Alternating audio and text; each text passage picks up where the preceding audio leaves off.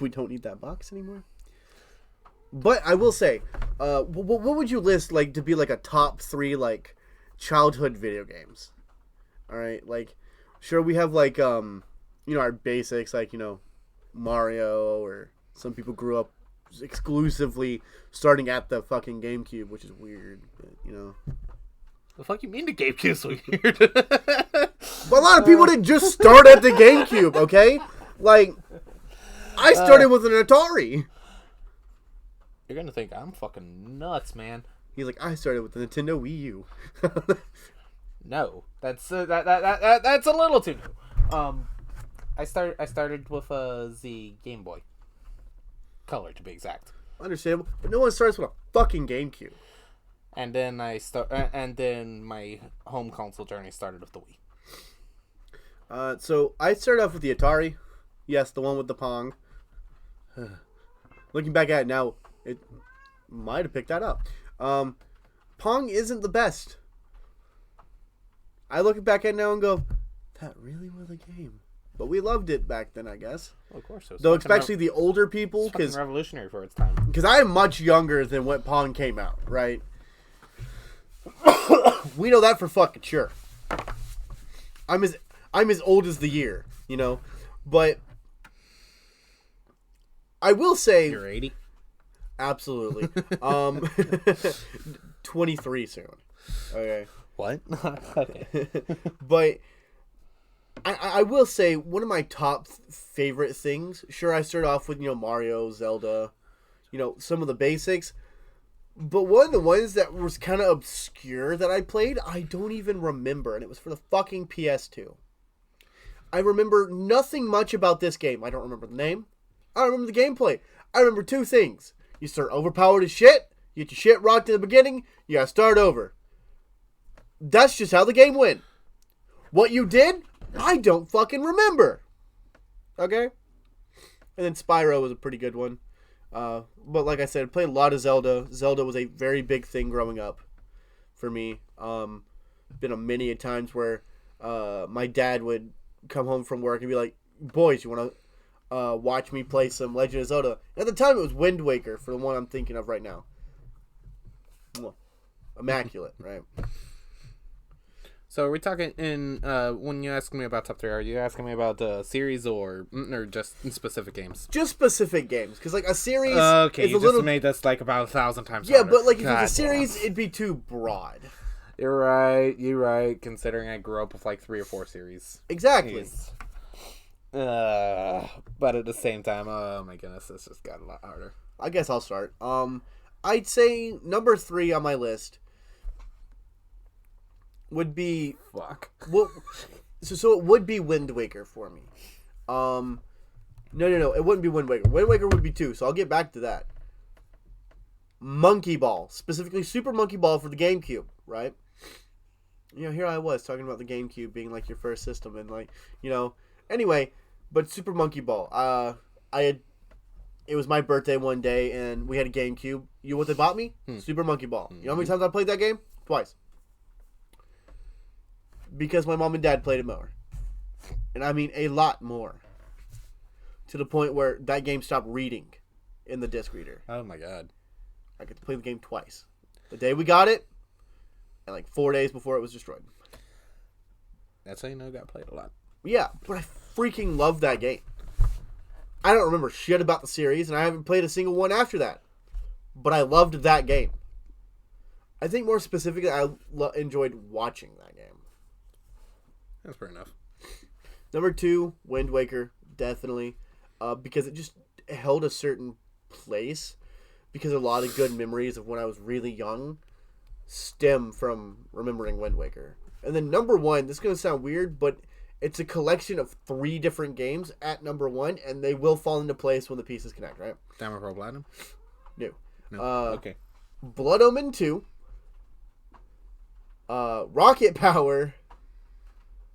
And a Yu-Gi-Oh game. You really just cheated the shit out of this top 3 to make it a top 5, just saying.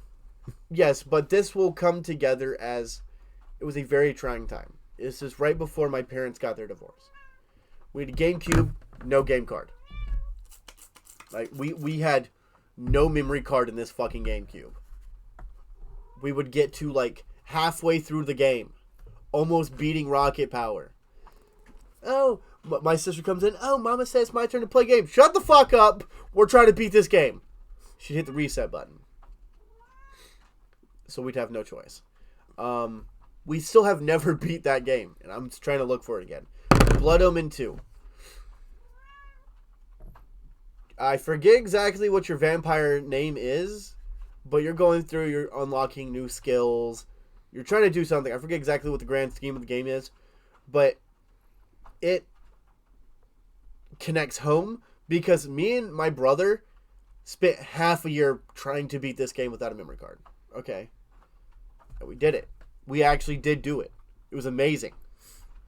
Our dad helped out too. I think that's what makes me remember it so much. And then the Yu-Gi-Oh game. You didn't really use cards. You actually had creatures in a battlefield of teams of 3. I had a team, he had a team.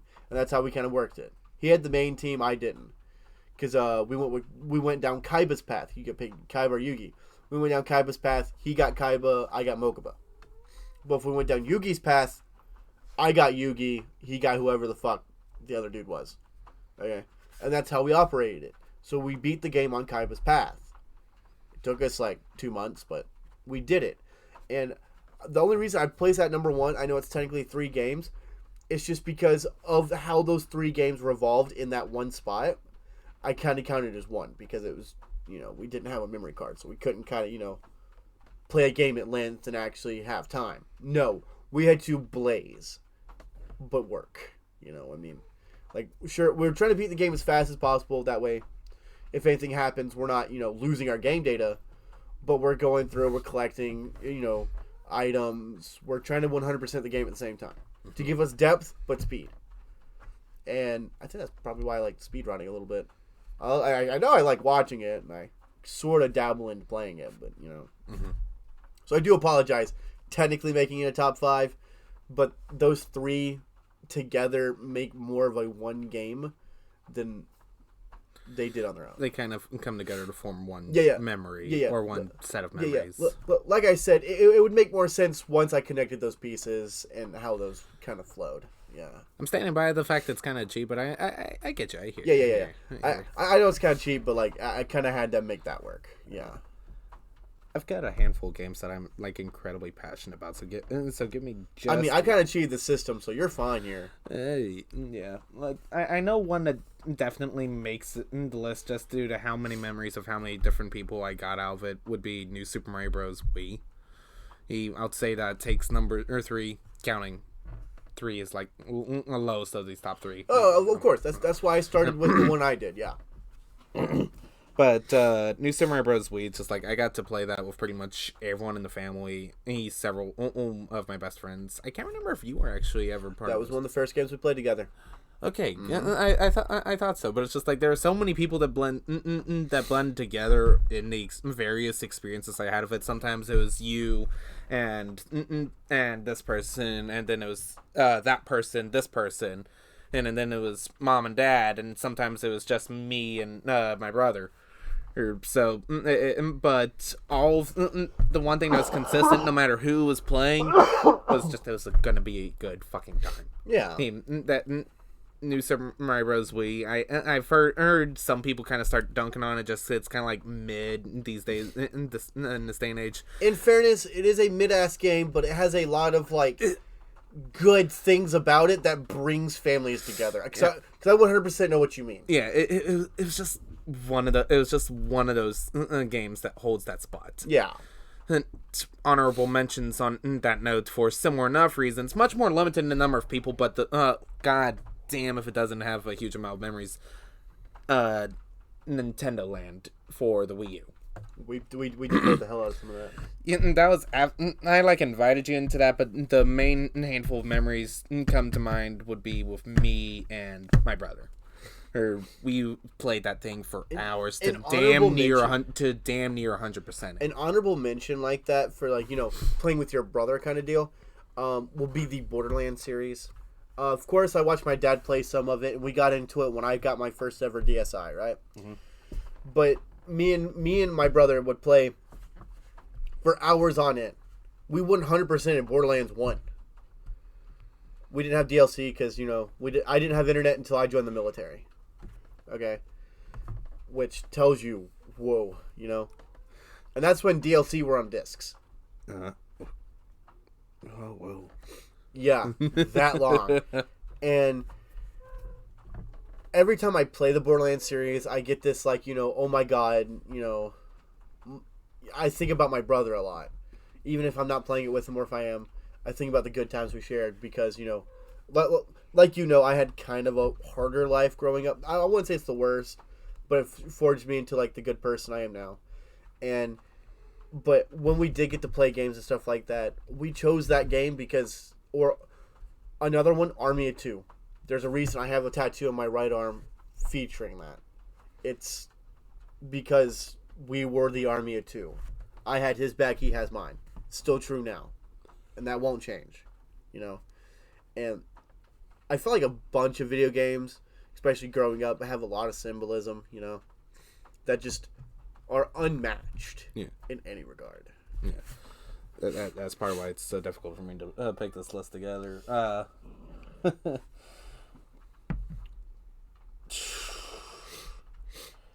Yeah, New Super Mario Bros. Wii kicks off the top 3, and Nintendo Land takes an honorable mentions for the number 3 spot for similar reasons. But number 2, trying to think, because I have a good handful of games that really, really all deserve top spots for their Talk own about lists.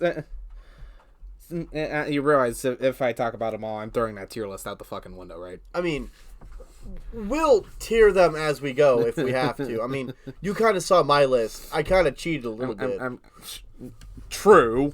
Yeah, true. Yeah. I mean, I've always kind of been the heaviest gamer in the house.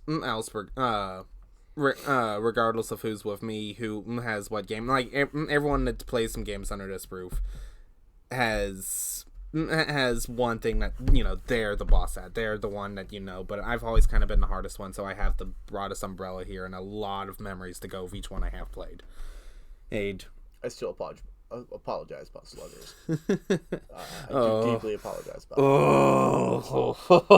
it. Yeah. Honestly, Sluggers is probably one of the ones that least comes to mind, and you've heard how passionate I am about that one. So let that explain. And I do feel very bad about the first time. All right. But yeah. I'm not sure if that experience is affecting its ranking here, but it's just that's one of the ones I feel the least strongly about among all the games that are coming to mind. Really, what's not been ruined by that, and I enjoy every playthrough regardless of it, even in spite of some of its massive glaring flaws that I noticed this day and age. Paper Mario. What flaws do you see in Paper Mario? For one, the thing that kills me just about every time and will make or break ache my mood for playing through it is its slow-ass starting point. I know it starts off slow, and my thing on games. If it starts slow, I'm probably not into it.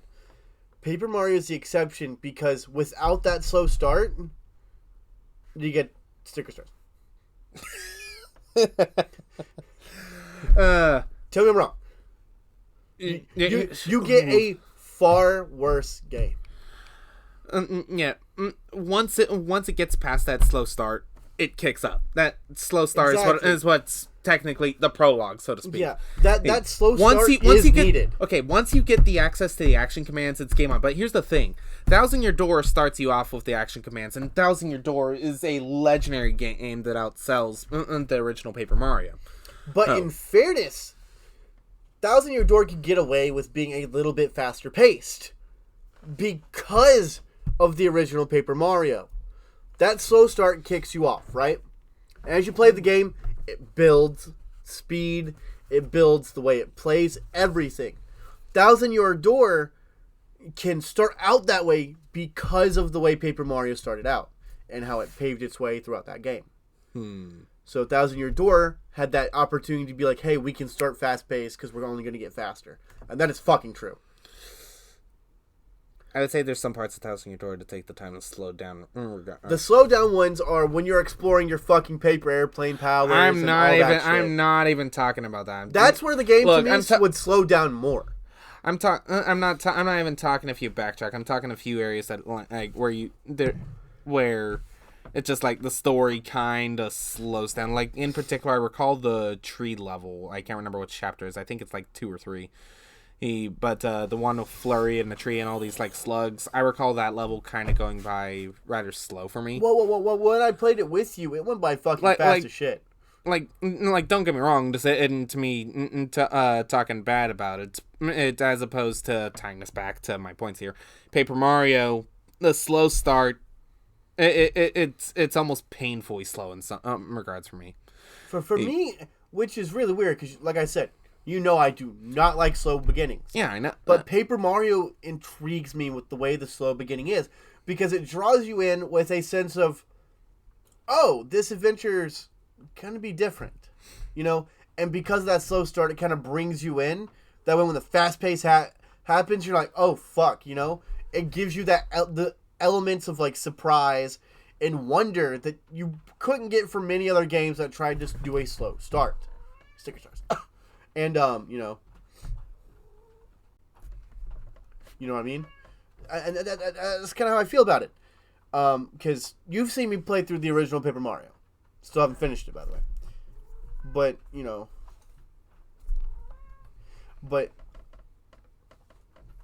there are parts in it still that are kind of slow. Not the backtracking. The backtracking in any game is slow. Well, yeah. That's how that works. It's a backtracked game, you know. Because you want to go get the collectibles, you want to go explore with your new powers, because, the world said, fuck you. It's like, oh, I saw that. It's like I saw that area. It's like, oh, this is what that does now. Mm-hmm. But oh my god, like, okay, you get past Bowser, which it's like that's an acceptable part to go slow, and it's just like there's so much that you could go around and learn all these little details and pick up on these lores that help set up the world. It's pretty nicely. Mm-hmm. You see all these people from like these different areas, and it's just like, oh, what's this area? Okay, I guess I'm gonna get to see that later. Or some you'll see in a chapter 2, the others you won't see till the end of the game. But that's beside the point. It helps set up. But then after you fall down to Goomba Village, it like drags. And don't get me wrong, and this is not me talking about. Obviously, we're talking about games that we thoroughly enjoy from our childhood, and so I wouldn't be discussing Paper Mario if I didn't enjoy it. But its major flaw for me is the prologue. Once you get the action commands close to the end of the prologue, it's good to go. Oh, but after you wake up and get through all the Goomba dialogue and get through Junior Troopa and make your way all the way back around to the village and all the way down the road to Toad Town and all the way up the mountain. Don't forget about fighting Blue Goomba, Red Goomba, and then King Goomba. Yep, and the fact that none of those have the action commands, which are godsend by the time you actually do get the action commands. Which does give you a nice little tutorial battle for said action commands, but that's beside the point. Yeah. Well, like I said, once you actually get that item that gives you the action commands, I can't remember what it's called off the top of my head, but you know the one, the charm. Yeah, it literally says action commands. And once you get it, it's game on. Yeah. And you are in for an amazing ride. But that slow start has kind of killed my mood on my willingness to play, and it's just like, I'll go play something else sometimes. Yeah. Seems probably part of why Paper Mario won't take my top spot is the beginning. I absolutely adore it elsewise, though. I'd say that'd be like a good honorable mention or like a second for you. Because I know you have a lot tied to it, plus one of your favorite streamer, YouTubers has played the game, and I know you've been enjoying the fuck out of his series. But yeah, that's another part that I enjoy about a lot of these games is seeing how much other people enjoy these games, and or not what just their takes not just on Paper them, Mario. Yeah. Even if they disagree with me on it, I'm always willing to hear that. Yeah, like you and me have had differences on certain games. Oh, absolutely. Like what? I knew you were gonna ask that, and I knew I was going to blank, and you know what I did? I fucking blanked. But like, some of her takes on our levels of enjoyment of like some of the recent Pokemon games, for instance. Like recently, we've come more eye to eye in some regards, or it's and we can see where me both falling more to people are you, coming out, you falling more to me, but there is still like our vastly different opinion in on certain Pokemon games. Especially in the remake aspect of things. It's like you will defend Brilliant Diamond, Shining Pearl until you're blue in the face. Me, they are my least favorite of any of the remakes, easily. The reason I defend them is because, in my mind, the chippy aspect works really fucking well, regardless. Because it's adorable. B, it pays homage to what was, right? And it gave us something to play while we waited for the next game. Where they actually gave us the updated stuff that we were used to, you know.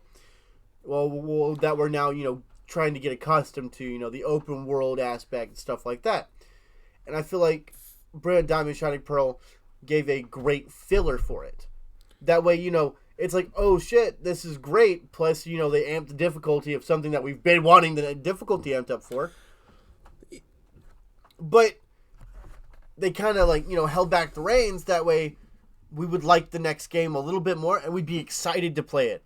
Because if they gave Brilliant Diamond, Shining Pearl the graphics of what Arceus was, I don't think we'd care about Scarlet and Violet as much. You know, we probably wouldn't give it as much aspect. We try to compare it far more than what we do to Legends Arceus and that game. You see, we compared the Pokemon games to each other regardless of their graphics. Like, we were having a discussion previously about how the story in Black and White how pretty much no game afterwards has come close. Scarlet and Violet is the exception here, and I will 100% defend that. But that's still further, and that furthers the point I'm trying to make right now. It doesn't matter what the games look like or what the quality is. We compare, if they're in the same franchise, we will compare them to each other regardless. Yeah. So it's just like, why not hold? It's like we got Legends Arceus, Scarlet Violet. What's it, and Brilliant Diamond, Shining Pearl, all within a few months of each other. Actually, Scarlet Violet was a whole year after BDSP and Arceus. Was it Sword and Shield that Arceus came a few months after? No. Well, Arceus came. There were like 3 or 4 Pokemon games in like the course of a year of it went each other. Arceus and then BDSP, and then we waited a whole last year for Scarlet Violet. It wasn't a whole year. It was. Was it? Yes. I know there was another, maybe it was another big game outside of the franchise, but it's just like Pokemon Snap. No one cares. It's a beautiful fucking game. I will give that. It is graphically stunning. That's about the only part that people care about. I mean, it is a time waster, and it's graphically stunning. Past that, it's not a real game. See, no. You see, that's part of where Brilliant Diamond and Shining Pearl suffers, is the fact that you said it was kind of to fill in while they were building whatever the fuck they could for Scarlet and Violet. And look, we still got Scarlet and Violet, which, yes, is great in a lot of aspects, but it's also glitchy as hell. And it was glitchy in hell, but the glitches kind of did enhance it. I won't lie. We got a lot of good shit out of those glitches. I know, it's kind of got the Sunshine Complex in our regard, but at the same time, it's just like, the glitches could have been, they could have been avoided, and they could have also improved in so many other areas, but I feel like it came too soon after the previous major entry, parentheses, S, which was BDSP and Arceus at the same fucking time. Like, don't get me wrong, Legends Arceus is a pretty stunning game in its own right. Say what you will about its replayability. Its replayability is very fucking low, to none. But it's just, I think the remakes deserved to be a bit better than what they got. You mentioned a difficulty curve, and I will say it's just like, yes, but that difficulty curve kind of comes out of left field at the very end of the game. But hold on. in fairness, I can defend it a little bit. I know, way that is. The thing that a lot of Pokemon games, even Scarlet Violet, that the difficulty problem was that final few fights. The Elite Four and the Champion. Those are generally the ones that had the weakest fights of newer games past Black and White. Because Black and White had a fucking incredible ass, Elite Four, story, plus Champion. Everyone else kind of suffered, but BDSP was able to make it go, if you don't prep, you're going to get fucked. Raw. But at the same time, it's also gonna be just like, oh yeah, you're gonna be spending the next several hours playing this game, trying to prep up for this. Yes, that's ignoring the necessary progress to get from Sunny Shore to the Elite Four. Or it's just like, yep, you better grind your ass up because they're 20 fucking levels above the previous gym. And they're all built competitively on top of that. So not only do you have to grind up for that, you also have to be prepped to give it your all, which I appreciate, but at the same time, it's just like, I feel like in order for that to be a bit more natural, a bit more just, what the shit, they should have done that from like mid-game or early on. And they should have slowly started like amping up the difficulty, like I don't know, maybe make Team Galactic the part some difficult bumps in the road or something. The only way they could make Team Galactic a little bit harder is if they brought Platinum into that, because Platinum had the harder Team Galactic. Through. Which is another part where I think Brilliant Diamond, Shining Pearl suffers. And Omega Ruby Alpha Sapphire also suffers this one as well. Yeah, that's Heart Gold and Soul Silver are the best remakes. And do you know one of the things they did that allows them to stand out above the other remakes? Pokeathlon. Pokeathlon created some good memories for people. I admittedly missed out on that, but at the same time... what Heart Gold Soul Silver did was it incorporated the third game from the original set into these two.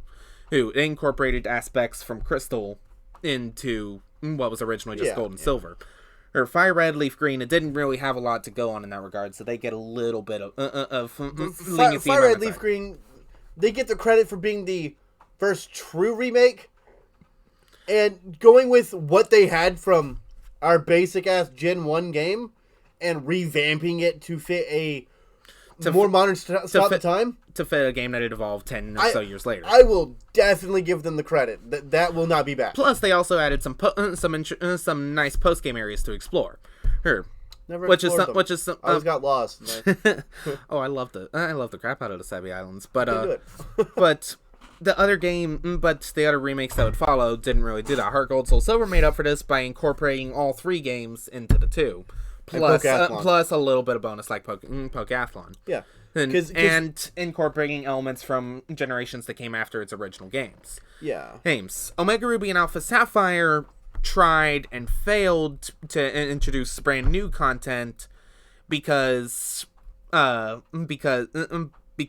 pretty much spoiled everything that was new out the gate. We knew everything. In fairness, I didn't. I know the rest of the community did. I did not. And people are going to say, oh, but data miners were a huge problem. And yes, this happened, but it didn't spoil the big thing that I will always kind of hold against this. Nintendo outright spoiled everything there was about the Delta episode out the gate. Hey, Omega Ruby and Alpha Sapphire, of course, were remakes of some of my favorite Pokemon games, obviously. So I was keeping heavy track of what was going on. I didn't even pay much attention to the data mining. I was following the official content as it came out. I was seeing what Nintendo was trying to hype up about it. But they spoiled everything about the Delta episode in one trailer. They showed us pretty much every major cutscene that was going to happen. And they revealed to us that we would be going into space. And at that point, there's only one legendary that you can really think of when you go into outer space for, Deoxys. So we knew Deoxys... Stop. We knew that was coming. We learned that those Hoopa rings were going to be how we get other legendaries. Not through the Delta episode trailer, but I didn't know. We learned about Xenia. We learned that that there was meteors coming down into Heck, which also kind of oiled Deoxys because between outer space and meteors. There's who kind of has that lore. Deoxys. They're one fucking Pokemon. Deoxys. Yeah, see, For me, like I said, didn't have internet until I was far past senior year, right? And like, don't judge. For me, it was a brand new experience. It was amazing. I was still very mad that their I love their contests, but like I was also very upset with it because one of my favorite thing about Pokemon games are the Diamond Pearl Platinum, Ruby Sapphire, and then Soul Silver Heart Gold. That contest, Pokeathlon kind of deal. Black and White is my least favorite of it that had it. Because I did not like the musicals like that. I did like Black 2, White 2's movie thing. That shit was great. Okay. Corny as hell, but pretty great. Yeah. That was probably one of the best things they've ever added. But Gen 6 didn't have anything. They botched the hell out of contests and the remakes. Brilliant. Whoa. BDSP had a good contest. And but it gave me the thing I wanted out of a contest. Difficulty. And it fucking did that hard, because if you don't meet a certain meter, everyone fails, and it makes it so much wow.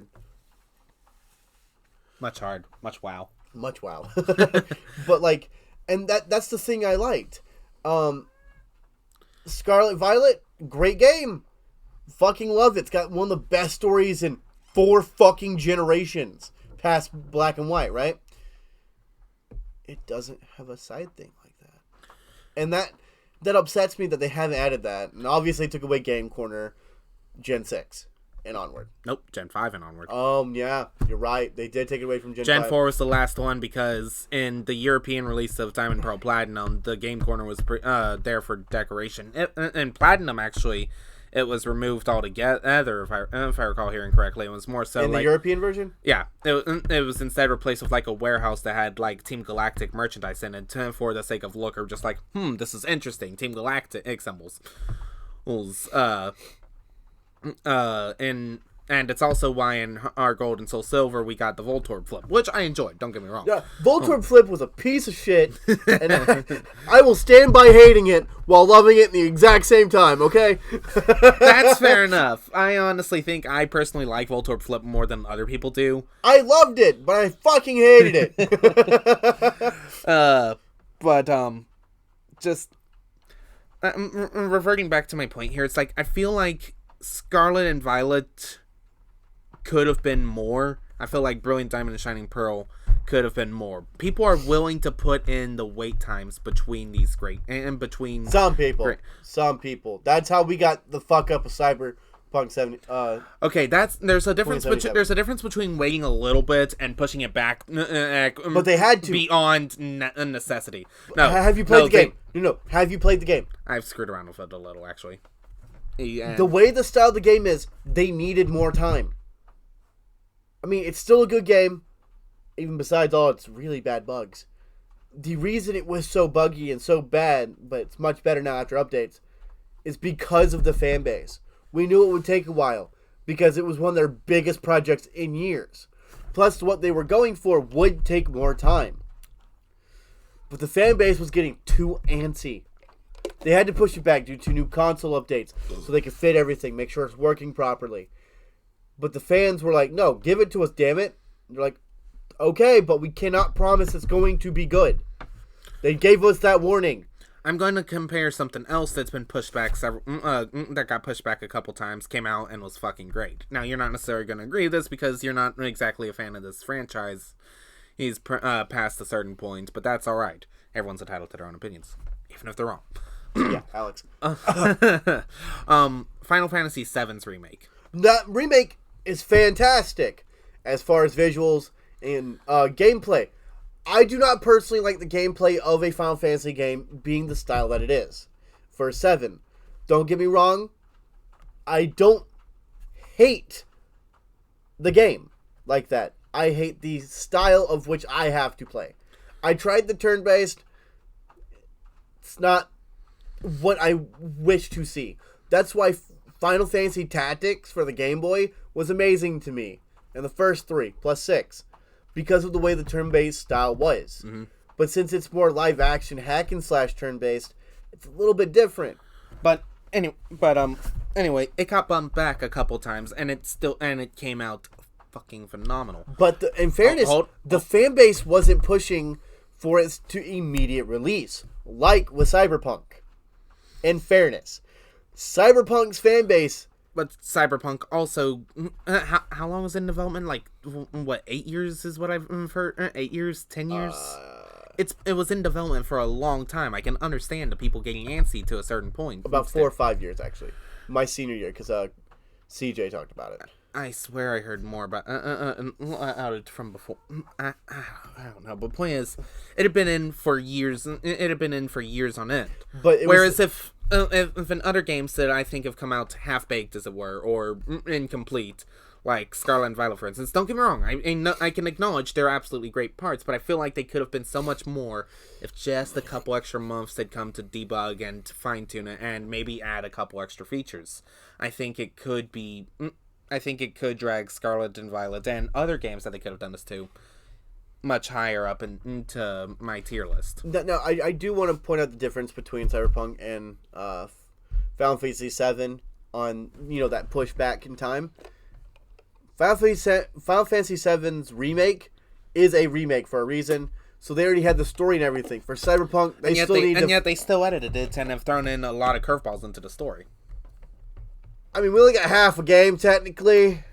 Which, to be fair, that was also kind of with the original being released in multiple discs as well. But... yeah, but, I mean, they could have totally fit this bitch on all one disc. I feel sure. It makes sense to pay, tribute to the way that is, but I feel like if they had done that, it would have been crammed all together and not been quite as well final product.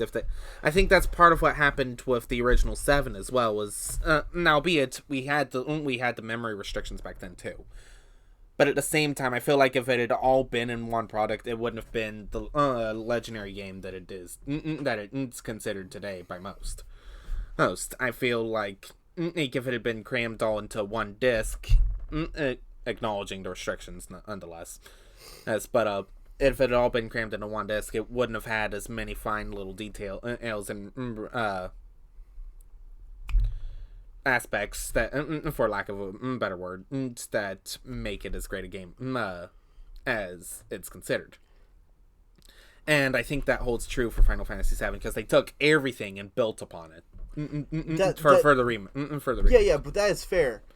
But in that aspect, if they could have put it all in one disc, I feel like a lot of fans would also have been very happy with that as well, because they get to go through that whole experience without having to buy another disc. Because we're gonna have to pay another $60 for the next discs. The prices of games are outrageous to begin with. Let me just say, but if it's inflation's a bitch. If it's just one game and you have to continue the disc, I'd rather not pay $60. I'd rather have all the discs with me. They could at least make it free DLC for the rest of the disc. I don't. They could do something better. Disagree with that, and this is coming from a guy who. That's another issue I see with people who bring something out months ahead of what it could have been. I can't remember the original person that said this, but the game that is delayed has chance to be made into something greater. Or I'm probably I know exactly who you're talking about. Oh, yeah. and then a game that's released early is bad forever. Or I've probably butchered the hell out of that quote, but you got the point. Yeah, I know exactly who you're talking about. And I think even in today's age of DLC, that still holds true. Because once something is released, it's like we were taught with the internet. It is out there forever. Everyone will know that this is how it was. Because everyone will know this is what they were willing to crank out, depending on the patches they could release later. Or depending on the expansions they could have given. A really good show of this is Fallout 76. It was hyped up to be an amazing multiplayer Fallout game that we'd been wanting. I remember this. When it came out, barely... There was 3 NPCs in the whole world. The levels were very unbalanced. You'd be level 1 running into a level 76 area and getting murked. God damn, yeah. Now the levels are balanced. We get more NPCs because of a free patch. There are no buyable DLCs like that. They're all free DLCs and they are patched to make the game better. It is now one of my favorite Fallout games of all time. because I waited to play it with the patches. If I would have played it from the start, the way, it came out, my opinion would be different. But because I took the time to wait, I knew they would patch that out. Because when they first talked about it and the way it was, I was like, it's not going to be a good game. And I was right. It was not a good game at start. Because they've got some good concepts in there and stuff like that. And like I said, one of my favorite Fallout games now. But once they released the Brotherhood, the NPCs, where you can actually interact more multiplayer-wise and stuff like that. You actually have missions you can do instead of just wandering and doing fuck shit and nothing. It's a much better game. This is one of the cases where that's saying it's sort of wrong. Where they released it early and it'll be a bad game forever. It is now no longer a super bad game. Yeah, but the thing is, you remember that it was bad, and I'm sure anyone that would be listening to this, it's not that I remember that it's bad. It's just that's what I've been told. I never played the original set of it. I played it after it got what it needed. Okay, that's a different side to exactly the point I'm making here. It's just but the legacy. knows. The legacy exists. Yes, everyone remembers how bad it was. Sure, it may have made a comeback from because of the patches. But it's like, it could have had a much greater legacy out the gate had they just taken those extra couple months rather than depending on a patch. Well, for them, they thought the game was already complete. That was not fan-based. That's not like... Because we are working with Bethesda.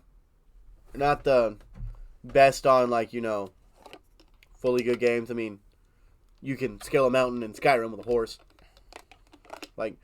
Their software is an older engine, okay? So I knew 76 off the rip, the way they were sending it out and setting it up wasn't going to be the best at start. I knew that, so I waited. Because, that's how it works. But, if you talk to someone who's played Scarlet and Violet before the day one patch from all those glitches did nothing to stop them loving this game. Unlike a lot of games where, Cyberpunk, where the glitches are you see, that's too just bad. The thing I have. Your sideburns aren't even. But that's just the thing. I've heard some people just yes, the glitches in Scarlet and Violet were bad enough to bring them to a screen. In our experiences, and in most people I know's experiences, we got lucky in the form of we didn't get some of the game crashers that other people got. Yeah, we got lucky in that regard, but that still doesn't stop. Very few people got those game crashers. In fairness, it's enough to have affected the legacy. Though I wouldn't say it. I wouldn't say it is, because if you ask anyone who plays Scarlet and Violet, it's a very glitchy game with some very funny shit, but I fucking love it. Go play it. It's amazing. The very few who are going to tell you earlier, it does have something of the Sunshine Complex, where its glitches do add something to its charm. Yeah, who doesn't want a giant worm coming from a small child's legs? It's fucking hilarious. Oh, you're skating on thin ice. Or if you have Annihilate, right? There was a glitch in battle, and Earthworm showed up, and he just, laying it out there. You learn Iron Tail without a tail. Mm-hmm. And, which is funny, because Earthworm is a pure Steel-type Pokemon. But those glitches enhance it in this case. It gives you something to smile at. You're like, ha, fuck yeah. The worst glitch I ever experienced, I watched my little dancing bird go from here and just slowly sink into the ground out of existence. And you know why it was funny? It was dancing the whole time, and it just disappears. Eventually, all you see is a little red streak. And he's gone.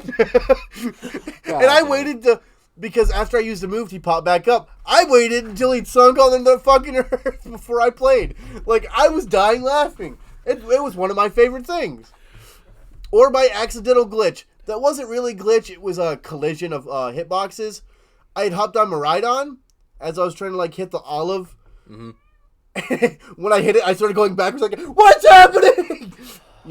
But the glitches enhance it. You see those glitches those are one thing. And there are other things that just like people staunchly defend that I don't find room to defend. These visual bugs here and there, like you've said, kind of have the Sunshine Complex of super tall, lanky trainer, of just kind of like this is stupid funny. But there's other aspects that just like me personally, it's just like the Switch is more powerful than this. Why is this turning up? The frame rates.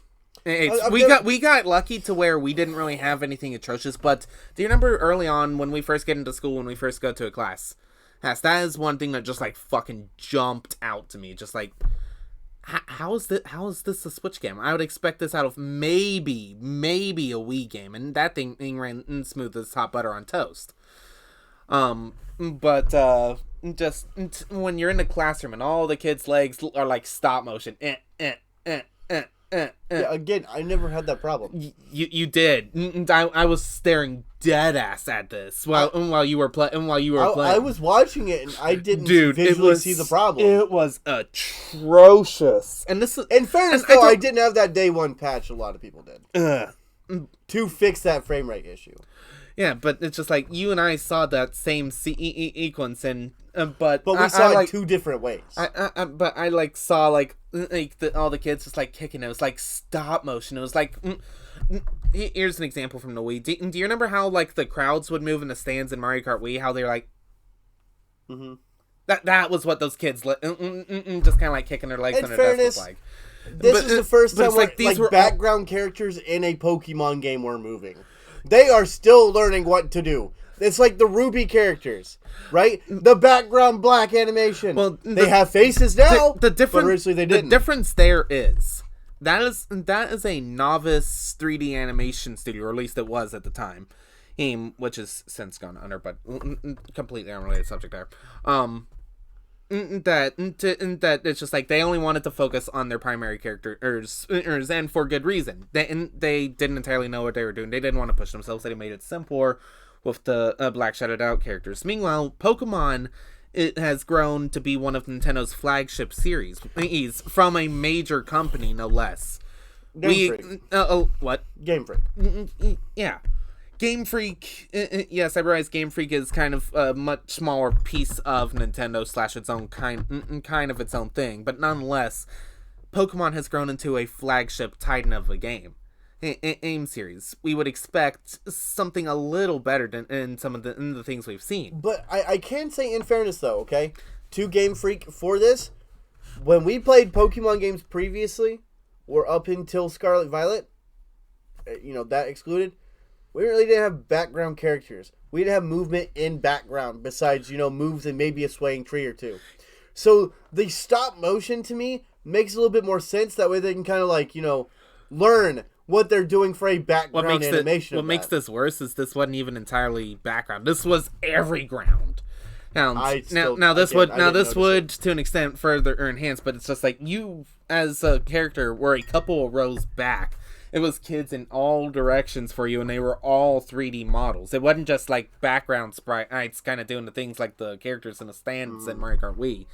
These are 3D model characters all around you.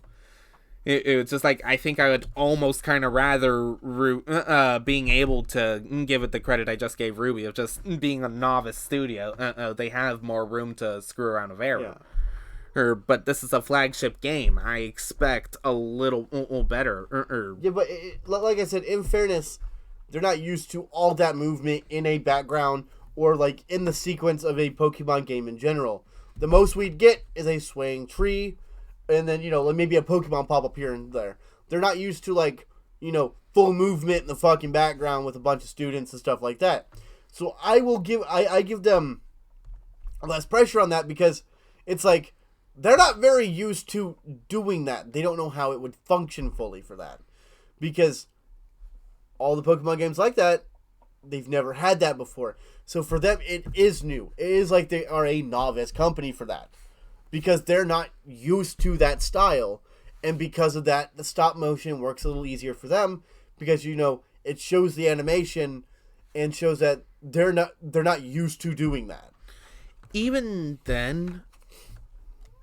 I'd say there's still. Well, I would still say they've had room to experiment with the past two major 3D titles at this point. In Pokemon Legends Arceus, you can be all the way across the field and you will see one of the Titan Pokemon spawn up all that way out there. Plus all the little guys in between you and them. Yeah, but they fade in, fade out. They are not there long. In fairness, because I've played that game as well, but they fade in, they fade out. They're not there long.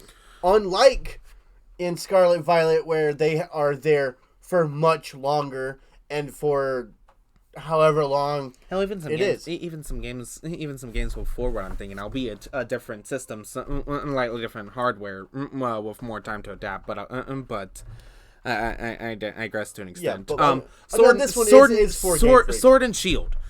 Shield had a lot going on in the backgrounds if you pay attention. And particularly in like the first big city, what's it called? The big like almost industrial era feeling city. Yeah. There's these moving gears and trains zipping across and smoke coming out of pillars. All these different animations going on in your background at once. That was experimental at that time. At that point, I would have given them the slack you're trying to give them now. But in fairness, they did that with the buildings and stuff like that in Scarlet and Violet, but they're not used to doing it with people. That is their only thing. That is what makes them a novice in that factor. Like, they can do the tree swaying, the smoke, the gears fabulously. They're not used to human. They're not used to, like, humanoid figures doing day to day. That is something they are not used to, so they are learning on that. So if we get another big Pokemon game, I guarantee you it won't be stop motion. It'll be a lot better, because they have that chance to see what works and what hasn't. Plus, I guarantee you they're probably trying to work on that now. I can almost. They're using that stop motion to get that foothold. Because if we get DLC, which I'm pretty sure we're going to get, and I'm kind of hoping for it, honestly. I want to see what they, how like Sword and Shield had, the Isle of Armor and Isle of... That's a nut. Isle of something. But... The Crown Tundra. Crown Tundra, yeah. But like, for Scarlet Violet, the way it ends, it makes you want DLC. Sure, it could be standalone by itself. That's the end of the, story. But I feel like DLC would enhance that experience for reasons you're going to have to finish the game to find out. Because I know you have not finished the game yet, so you don't really know much of the story. Mm-hmm. And when you finish it, you can see, like, oh yeah, DLC could make sense for that if they decided to continue the story on certain factors, right? Mm-hmm. And it would work. It would work very well as long as they do it right. And if that's the case and they work on a DLC for it, they can work on fixing the stop motion animation. Because like I said, they're not used to doing that with a humanoid figure. Because if it was like the styles of the older games where like in the background, maybe a Pokemon would fade in and fade out, easy. They had that covered. Shit swaying in the background, thunderstorm, stuff like that. They could fucking do it. Humanoid is not what they're good at this current moment for background animation. And they are learning on that. That's for sure, Because background animation be hella hard, I won't lie. I took animation. Background animation is the hardest part, especially humanoid figures. So I guess that's why also I kind of, feel for them in that aspect. I too have dabbled to an extent. I haven't taken an outright class on it, but I've dabbled around. In fairness, my teacher kind of sucked ass. I played Halo and played Minecraft. Okay. But it's just like, there are a couple differences here. First of all, we still have had human animations. We've had in Legends Arceus, as though they weren't near as bold. They weren't overly bold about it. We had like idle animations of certain NPCs about. Like what? Like frickin' what's her face? The one who's Mars's descendant. She kind of like idly kind of like kicks her legs while she's sitting on the edge of her shop. Very slow. Do you see? Hold on. And like some of the guards and sentries will kind of like occasionally like stretch/flex their shoulders. And like I get that they do like render in and out as you get farther away or come closer. But here's the thing. if just a couple more months refining this with a whole team of people, by the way, not just you or me doing this casually or taking a class. That's a whole team of people who should know a good bit about programming by this point. He couldn't, even if they couldn't refine it by the deadline, couldn't take a couple extra months to get to hammer this down. Well, if you look though, when they're in those idle animations, right, it's fluid and stuff like that. But if you look at Scarlet and Violet, with the ones that do have an idle animation and are solid, and they're not the ones that are kind of fading in and out like background characters, they have solid, fluid animations. That has not changed. It's just they're not used to those true background characters, like the school children, stuff like that in a 3D setting.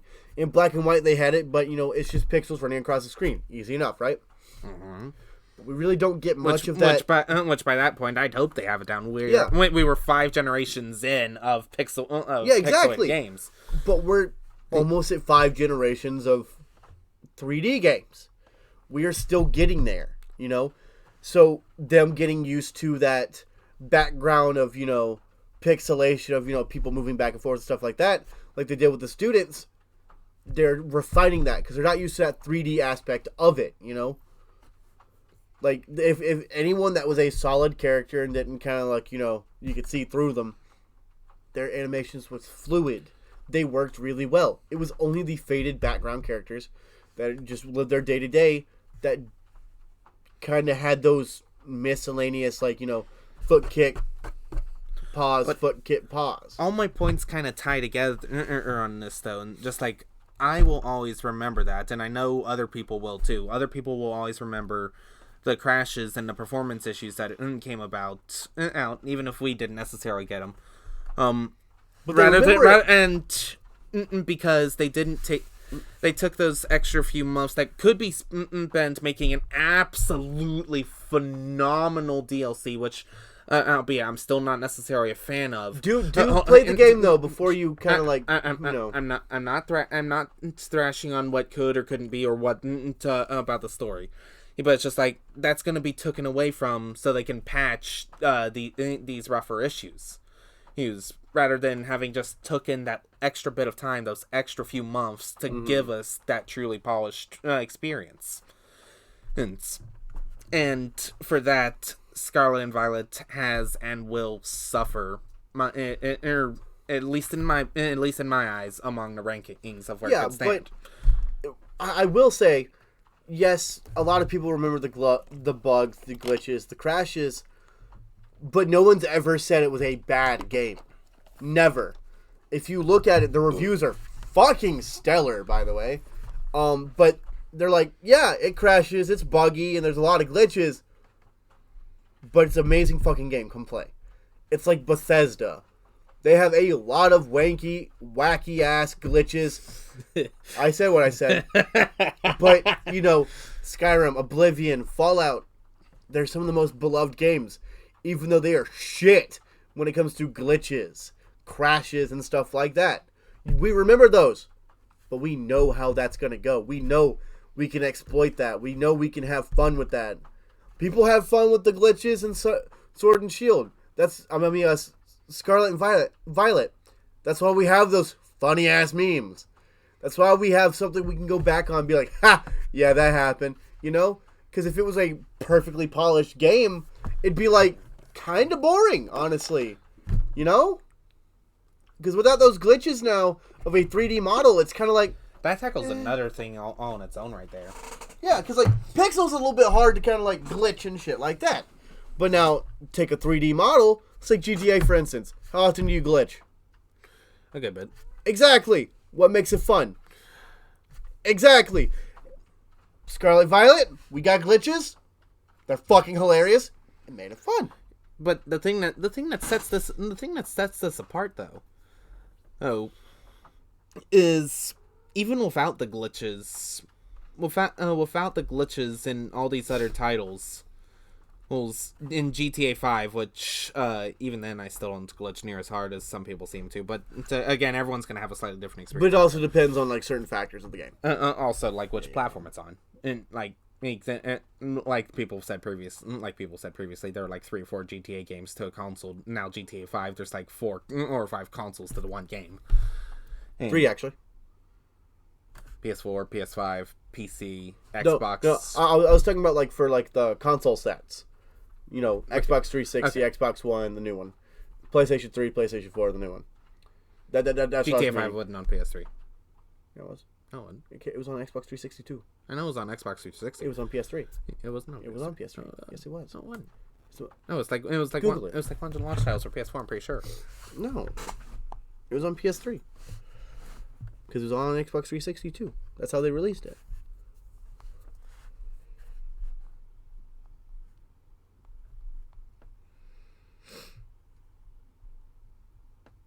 Okay, that's it. Yeah, like I said, Right. it was with the sets. All right. So for each set of like consoles, 3 games, and then PC's PC. So I mean, they got the PC got it way later, which is really awkward for PC. I've noticed PCE kind of has a few of those here and there. But anyway, but Yeah. just like Yeah. GTA 5, even if you take the glitches aside, still has things that can be memed on. Still has its amazing fucking story bumps all together. It still provides an amazing experience. Skyrim does the same. Scarlet Violet does too. 100%. There, like I said, you need to finish the story, and you will 100% see what I mean about that story. But Plus, we have one of our favorite gym leaders now. But- it's just a basic guy in a suit trying to work for a living. He's amazing. But like, none of those games, at least not as far as I remember, or though I have heard some people say to the contrary, actually got in the way of the performance of the game. Like occasionally you might get yourself like stuck in a corner or something, and in large open 3D world games, that's just kind of prone to happening in here and there. I get it. That's a bug that's going to sneak its way through no matter how hard you Yeah, fine tune because you have it. to be careful too. Like fixing certain glitches causes others, but sometimes they have to I know. delete and recreate whole things of code because of like this. I said, like I was saying, there's some things, no matter how well you comb it over, are just going to make their way in. And Skyrim, same deal.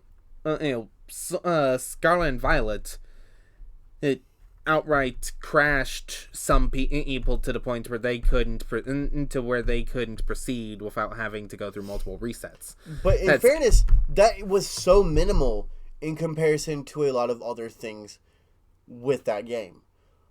Those, so the ones that were prone to crashing were like, like base day like switches, like day one switches when they were first ever released, because of the way, and they, obviously with the updates on that switch, and then they created better models of it to, actually improve. Mm-hmm. The day ones were the ones that crashed the most because of that style of processor, even with the updates, So that right there, kind of, I'm gonna kind of like rule that as kind of like that side part thing, because anything that was basically second variant or higher didn't crash. It was all one variant. Plus, a lot of fucking people didn't update their Switch because they had mods on it anyway, which will really crash out shit. You know what I mean? Yeah. I would probably know a bit more if I were actually in the side that has cracked the Switch for the sake of modding it. Yeah. But at the same time, we have multiple switches around here. You need a day one switch. None of our switches are day one, so we cannot mod them. My point still kind of stands anyway. Just like, hey, even if I get my hands on one that I can mod to hell and back, heck, I'd put that off to the side now, and it'll be for that purpose. Yeah, it'd be fun. I realize not everyone can do this, but we're among the fortunate ones who can occasionally splurge in such a way. Yeah, though I will always, I don't like modding in general. There are some for like like Super Smash Bros or something where like I'd love a visual mod, kind of spruce it up. But I'm 100% happy with any vanilla game I get, even the vanilla ass DLCs that come with. I'm not one to try to spruce up with like a mod or a hack or anything like that. Like, you saw me in Minecraft. I play vanilla as fuck. Like, you got, like, this mini-map. You got waystones. You know what I got? This compass I forget how to read 9 times out of 10. Okay. Like, that's just how it is. I still don't understand that. Understand what? I still don't understand how you don't understand how the compass works, but all right. Well, I mean, I knew how I was using it as a joke. I mean, bro, I've seen you struggle with that compass before. Well, joke's on you. I try not to use the compass. Okay? I try to use the map, and that shit goes haywire very quickly. Okay. If anything, I try to run in the same direction I came from, and God knows what direction that is, because I don't. It's just like I respect your decision to not mod per se. It's kind of like drinking versus someone who chooses to remain sober, no matter what their reasons may be. Some people are simply going to do it. Some people aren't going to do it. Some people find joy in an occasional drink. Some people refuse to touch the stuff. That's all right. It's not that everyone has to, like, everyone has their own viewpoints. I'm not saying you. I'm not saying you refuse outright. Yeah, no. But for the sake of getting the point across, everyone is going to have their different perspectives, and that's fine. I can see where, like, mods are creative. You can have a lot of fun, and you can spice up a game you love that has been bland to you. To me, though, every game I play, I find replayability in, even if it's not modded or, I hack something new in there. I can always get a fresh new experience from it no matter what I do. That's just the way of style I play the game. Probably because I go through it so fucking quickly, I can just go do side quests. But, there's a point. Like, let's take Borderlands, right? Borderlands 1 specifically. I have played that game at least once every single year since I was in 4th grade. Okay. I was 8 then. 8. Yeah. It's been 15 years. I've played Borderlands at least once every year. To completion, and I found something new. I've played the game slightly different every year for 15 years. And I love that game. Still to this day, and I will play it over and over. No mods, no hacks. Sure, there's a few new DLCs, but, like, the DLCs are cool too. There's something new. They give me something new. Mm-hmm. And I do that with any game I play. Pokemon. I'll start a new challenge. Fuck the starter. I'm going all normal types. It's gonna be fucking hell in a handbag, but I'm gonna figure it out. I did a playthrough in Platinum. I only used Staraptor. That was way easier than it needed to be. Fair enough. The only problem I had was the first fucking gym. Also fair enough. Yeah.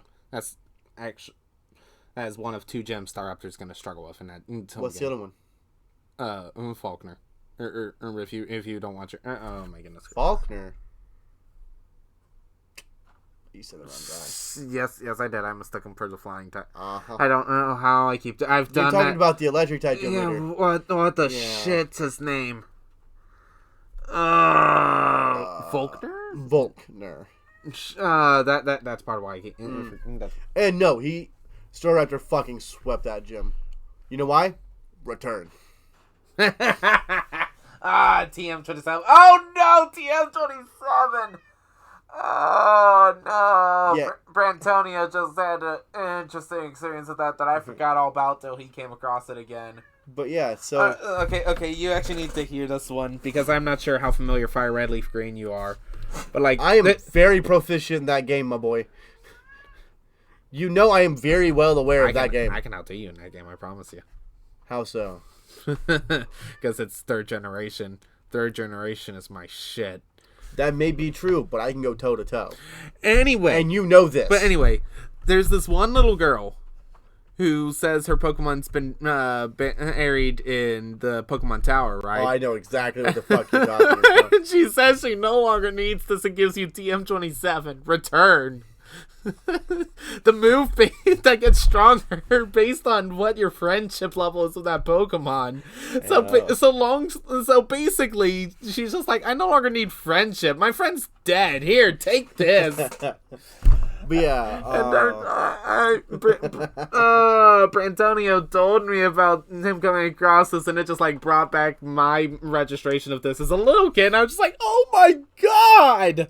This is coming from someone who was not very insightful as a little kid, but I saw this and was just like, "Oh god!" I played Fire Red a little bit in high school. That's when I really started getting to Fire Red. Yeah, I never noticed that. I never put 2 and 2 together. I just got the TM and kept going. Call me a heartless bastard, but like... Heartless bastard. Yeah. I can't tell you how many times I tried to catch the Marowak that died, though. I threw a Pokeball upon Pokeball. It only took me once to learn. God, dude! I was a stubborn kid in some regards, but I learned that pretty quickly. I didn't do this in Fire Red. I did this in the original game. And the reason I did this is because if you went to the Safari Zone, you could miss hitting a Chansey. It'd be like, your Pokeball missed. Your Pokeball failed. Because you could miss. Mm-hmm. So I just thought, I just equated, Marowak's being a bitch today. I wasted 72 Pokeballs. 72 Pokeballs. That's even worse than the original because it's not as easy to farm money in that shit. Fuck no, it's not. Eventually, I killed the Marowak. And I went about my day. You see, this registered with me in my prepping for a Yellow Let's Play. There's only one way through 2 Pokemon to farm money in the original Red, Blue, and Yellow, and Green technically because functionally the same just in Japan. I've never seen Green. I've only seen Red and Blue. It's functionally the same. It's functionally the exact same as Blue, just under a different color. And Japan only. Yeah. But why didn't we get Aqua Blue with Leaf Green and Fire Red? I don't know. That's a question I've asked myself for a while now. But anyway, like that would have been cool as shit. Do you know the only way to farm money in those games? And Payday. Payday / the amulet coin. No, wait, not the amulet coin. Excuse me, just Payday. The amulet coin didn't exist back then. I'm just thinking of one of my favorite combos in Gen 3 at that point. But no, yeah, Payday, which you can get as a TM thanks to I think the Game Corner, and Pikachu can also learn Payday. Surprise, Pikachu can learn Payday. Not anymore. Not anymore, but back then it could. Yeah. And so you had another option besides Meowth. Thank goodness, because Meowth was locked behind certain versions. Yeah. I think you could get it in Blue, but you couldn't get it in Red. If my memory serves me correct. I want to say that's correct, but I'm not sure. But luckily Pikachu would be available in the other version, and then in Pokemon Yellow you couldn't get Meowth. But you were given a Pikachu out the gate. Yeah, so you just go Payday him. Yeah. So. Though grinding that was hell. Bitch. And generally, and a half. Generally, your best bet, too, was wild Pokemon. Yeah. Unironically. You see, that's the thing, because there's no trainer rematches. Eventually, if you just wanted to keep getting up money for whatever reason, you would eventually have to turn your attention to those wild Pokemon. Yeah, and because it's just like you're not always gonna have Pikachu out against your trainer, unless you're one of those who only raises that one Pokemon, your starter. I still do that. I won't lie. I know some people still do occasionally. It's like whatever. If that's how they enjoy the game. I mean, especially fine, but since now we get we get the free XP share for the whole party, which helps a lot in Nuzlocke. That is a Nuzlocke save. Still kicks my ass. Nuzlocke save. Better than having to spend hours grinding just to watch a Pokemon fall later. Oh no, I get that. Ew, excuse me. But in fairness, it is almost 1 a.m., so I understand. But I don't know. Even after all this time, I still can't. It's like they've learned to balance it since its introduction. Oh, and so much better. But oh my god, that's part of what drug 6th gen down. No, don't get me wrong. I enjoy 6th gen in a lot of regards, but the difference and it's B's favorite. That's also his introduction to Pokemon, but his first full swing introduction anyway. Yeah, my buddy Mad God, his is Pokemon Black and White, and he loves Black and White. Black and White gave us a lot of shit that was just too fucking good. Ironically, Ruby, Sapphire, Emerald are my favorites, but You started with Johto. yeah.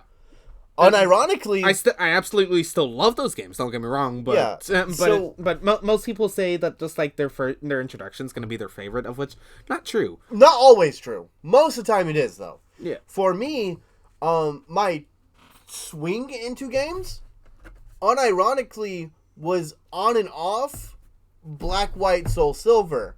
But I got my hands on Diamond because I traded my buddy Josh Crow, Legend of Zelda Spirit Tracks. I cried the day I gave it to him, though. And I played Diamond. It was my game now. I think he gave me back Spirit Tracks because his DS broke, and I was very happy. He never got to see that game again until he got a new one. But I played the fuck out of it. I loved Diamond. Diamond was my baby. I cried the first when I caught Dialga because I didn't understand the legendary concept and stuff like that. He got named. I called him Lucky because I thought the Master Ball was like every other ball, and it just as a kid I was like, yo, let's go. Look at it now, it's still my favorite generation. It just holds a bit of nostalgia. Plus, it's got a great region to explore. It's got great Pokemon. It's got a great story. It's got some sexy trainers. Right? And then I went back and played all the other games. Red and Blue should not be as hard as they fucking are. Do you know how long it took me to beat a fucking Diglett? I had Squirtle! And then there's other parts where that game is fucking rigged in your favor too, though. Oh, absolutely, yeah.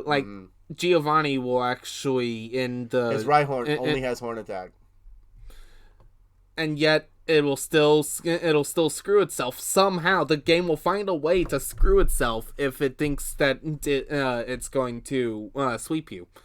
You don't ask me why or how, but the AI is literally rigged to let you win in certain battles. Yeah, the AI of the older games is kind of stupid, though. In fairness. Yeah, but it's like deadass rigged to be stupid in certain cases. Giovanni's gym battles among them. Yeah, but in fairness, if it had smart AI in Giovanni's gym battle, that would have been hell. I'll tell you what, especially in the old games. I tell you what, they improved the shit out of it when it came to Gold and Silver, which easily holds a strong spot at the very least in my top 10. And yes, I'm finally working our way back there, because that's what this was all about. Just talking about favorites. God damn it, we got so sidetracked. Gold and Silver is my introduction to video games as a whole. So I'd say that'd be your number one then, honestly. Nope. What would it be? It's like, don't get me wrong, it's amazing. Gold and Silver is amazing. But it's in my top 10. Mm-hmm. And I don't know where, but it's in my top 10. Okay. And so more enough Paper Mario. I still don't get me wrong. I can't exactly pinpoint number 2 and 1 yet, but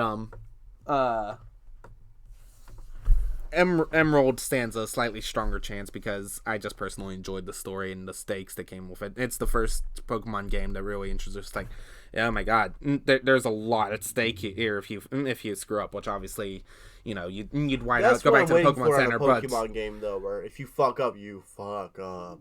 All right, you see, now technically speaking, there is one out there. Not a lot of people know about this. Which one? Pokemon Ranger Shadows of Almana. I haven't played any of the Ranger series. I haven't played all the way through Ranger Shadows of Almana yet, but I want to say that's the Shadows of Almana. But I know there's a stretch actually where you actually die and restart from a certain point if you fail the mission. And I can't remember I can't remember entirely the circumstance, in part because I haven't played it for myself yet. But you die. I think it's something about stopping a ship from sinking. But if you fail, you will supposedly go down with the ship and die, and you have to restart from a certain point. And Pokemon hasn't really done anything since then. Now, obviously, there's like some crack theories out there. They're just like, this is what happened to XYZ trainer after theories speculating that Hilda or Hilbert fucking died after Black and White. so forth, so forth. So some are justified, some aren't. But there's one moment in canon, right there in Ranger Shadows of Almana, where you apparently die. Fascinating to me, honestly. But I haven't played it, so it's kind of. But you digress. But sorry, I digress. I haven't played it all. I got to play maybe the first 30 minutes worth of that game because I borrowed it over the course of a school day. Then I returned it and never saw that kid again. That's fair. Maybe he died on the ship. Well, maybe next time we'll finally get something out of you for your top 3, as we have roundabout somehow ended up in the top 10 of yours. I cheated mine, but you went on a full course. You realize the huge part you played in helping sidetrack me there? Absolutely, I did. But next time will be the time we'll maybe get that, because you'll have time to think.